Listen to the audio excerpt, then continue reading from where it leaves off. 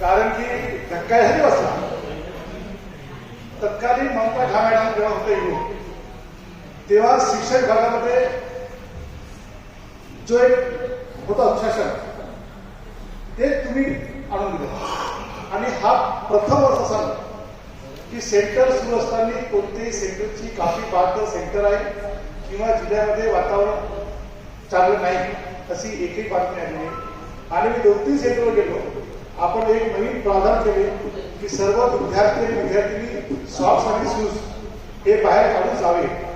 हा आपण जो उपक्रम इथे आणला ते सरांनी आहे. पण साहेब तुमची बदली झाली आता साहेब सरकार सेवा तुम्ही जाणार पण आम्ही आमचा जिल्हा एक चांगला अधिकारी म्हणून उभला असं मला वाटतं.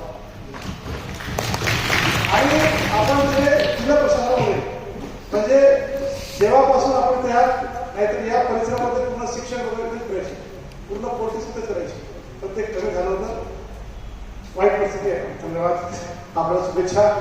जावा आपण आणि गोंधळ विसरू नका.